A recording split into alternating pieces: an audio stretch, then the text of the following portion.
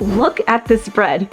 I can't even believe it still. It is so wild to me that I have had this bread for almost 6 months now, half a year, opened, because my family, when they were visiting, they wanted bread, they bought it, they didn't finish eating it, and I thought I would be making this video much sooner, as I assumed the bread would spoil, but, well, here we are. Here's the bread. It looks just as good as new. Just as fresh as it was the day it was bought. There's no mold, it's not hard. How is this even possible? Well, preservatives and chemicals, my friends. Once upon a time in a far, far land, preservatives did not exist. Rather, bread was made from 3 simple ingredients: flour, water, and salt. Sometimes a bit of yeast as well, but otherwise here in the US, with our bread, it's got a laundry list of ingredients. We put tons of chemicals in our food, just like our doctors hand out tons of medications as if they're handing out M&Ms. What may surprise you is the average American eats 53 pounds of bread in a year, from things like croissants, waffles, donuts, bagels, breadsticks, pizza crusts, cinnamon rolls, and sandwiches. You can find bread at nearly every American meal because it's cheap, it's convenient, and it's tasty. But bread nowadays is unlike the bread that people had been eating for centuries. It's no longer just 3 simple ingredients. And so in today's video, we're going to cover what's really in bread, what to look out for, and at the end of the video, I'll show the best bread options to buy. If you're new to the channel, my name's Lillie. I'm a certified nutrition health coach, and I'm on a mission to help as many people possible stop eating processed junk foods and start eating more single ingredient, real whole foods, as I believe that food is the single biggest contributor to our happiness, our health, and our lives. So be sure to subscribe for more content on how to reclaim your health back. And YouTube's telling me that 75% of you guys haven't yet subscribed, and I really hope that if you've been enjoying the content, the information, the fun, the smiles, and the research and interviews and people that we have on the channel, I hope you guys consider subscribing. It's free, it helps this message reach more people, and it would really mean a lot to me, so thank you. Now let's rewind for a second and travel back to the bread that had been around for thousands of years.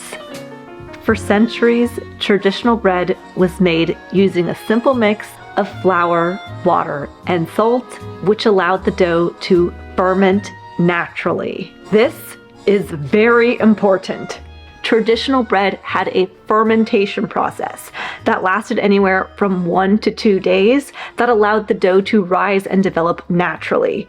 Now, the fermentation process reduced 4 major things that are now prevalent in today's bread. One of the things the fermentation process reduced was certain carbohydrates called FODMAPs, which FODMAPs can be problematic for people with irritable bowel syndrome. And then through the fermentation process, the yeast and bacteria break down the starches, which too many starches can lead to higher blood sugar spikes, and eventually this could lead to something like diabetes. Fermentation reduced the phytic acid in the grains, as well as helped pre-digest some of the gluten.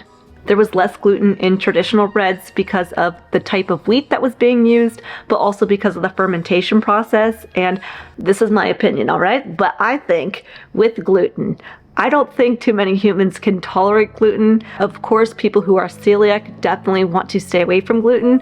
But even that said, I think a lot more people have gluten sensitivities than they may realize, particularly because of the quantity of gluten that people are consuming in a given day. I think humans should be able to tolerate a little bit of gluten, but when we're having it for breakfast, lunch, and dinner, there may be some underlying gut issues, skin flare-ups, brain fog, depression, even like mental health issues associated with having a lot more gluten in the diet. And so to summarize, traditional bread was fermented, and the fermentation process resulted in a bread that was more nutrient dense, had more fiber, more good bacteria, less FODMAPs, less starches, less phytic acid, and less gluten. But the most annoying part about the fermentation process is it takes time, up to 48 hours, and you and I both know time is money. And so instead, let's pump our bread full of chemicals to speed up this process. Here in America, we like 2 words: cheap and fast. Wow, I have it! Canned bread! to speed up the bread making process and create it in just a couple hours, we skip the fermentation process and instead add more gluten, sugar, emulsifiers, preservatives, and dough conditioners. Those are just the added ingredients to speed up the bread making process.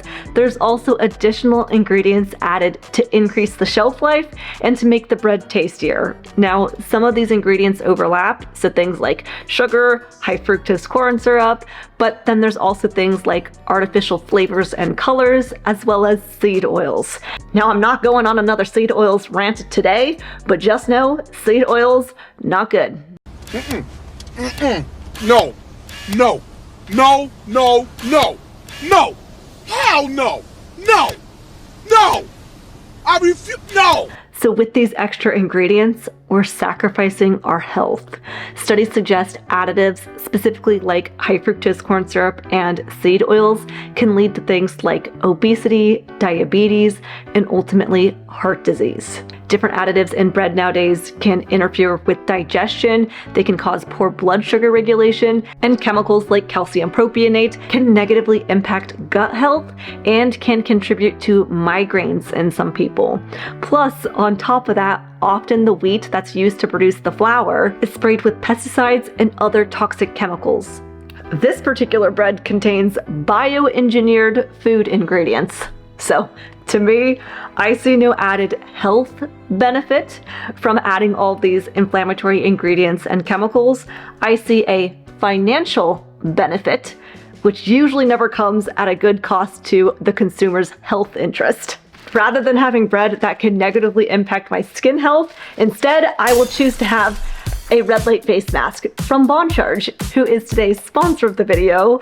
Red light face masks can help with the collagen production in our skin that can help our skin look more youthful and glowy. Red light therapy can help with fine lines, wrinkles, acne, sunspots, aging as a whole. And so for me, I like wearing this red light face mask for 10 minutes a day while I'm doing my work, watching TV, just doing simple household chores, and I can improve my skin health in doing so. My husband also loves using it. This is our red light face mask for the household, where we can take turns using it. We can recharge it, use it over and over again. And so we love our red light face mask. This could be a good holiday gift even. And if you'd like to check out the face mask, there will be a link in the video description where you can get 15% off the face mask, or you can use discount code Lillie to get 15% off of all of Bon Charge's different products. They have these awesome blue light blocking glasses that we use every night. They've got a sauna blanket. They've got so many awesome tools that can help with longevity. And so if you'd like to check them out, there's a link in the description. Now back to the bread. So what are the best bread options to buy? Now, I'll just preface, I was recently in Europe, and the bread in Europe is completely different than the bread here in the US. Again, they do things more traditionally, they do things with more simple ingredients, and they make the bread fresh that day where, if you had it the next day, it would be hard and stale. Whereas here, I've had this bread for 6 months and it's still squishy and you can use it like a pillow. But that said, I spent hours looking at ingredients labels trying to find a bread that I would recommend. But ultimately, I came up with 3 solutions. 1, just pick whatever bread you want, eat whatever bread you like, and just know it's, probably not a health food. I would just find peace with it. If you're someone who's like, I need bread, which one's the best? I think that they're all pretty much equal. So if you're gonna have bread, all of them have their pros and cons. Option 2 requires a little bit more time and money. So either that means finding a local baker. I know we ended up Googling and finding that there's a gentleman who makes a 3-ingredient bread, water, salt, flour, and he's just right down the street. He makes it fresh every day. It's fermented, so you may be able to find somebody who makes fresh bread each day. Or the other way that you sacrifice some time would be to make it yourself. I watched a ton of YouTube videos. It seems to be very simple to make bread. I know my family makes bread at their home, and so that is another option. And option 3, don't eat bread. Which I know, that is like crazy person talk. Are you insane? I know, it's like a comfort food. We want it, we need it, but eventually it does get easier to not have it in the diet if you so choose. Now, I used to eat bread every single day, many times a day, and slowly I weaned off of it. I had things like cauliflower toast and cauliflower pizza crust to help me kind of wean off of having bread. But ultimately, I don't think that you need to eat bread to be healthy. In fact, I think majority of US grocery store bread is negatively impacting our health. So that's my final conclusions. It's not about being perfect. I know I just made a whole video about how unhealthy US grocery store bread is, though I am not concerned if I were to have a slice of bread on vacation or for the holidays or when I went out to a restaurant. I'm not concerned that I'm going to have obesity, diabetes, heart disease the very next day. Rather, it's the accumulation, the quantity, the habit of having things like US bread every single day that could end up leading to negative health outcomes. I used to eat bread just thinking, oh, well, it's no big deal, it's bread.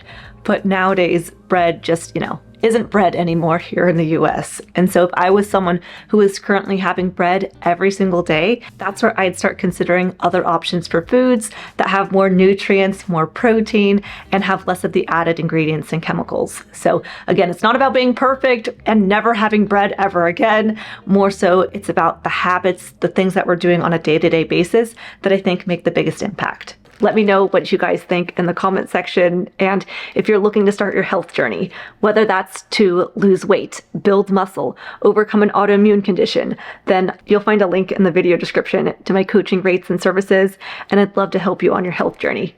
I hope you guys have a happy breadless day, and I'll see you in the next one.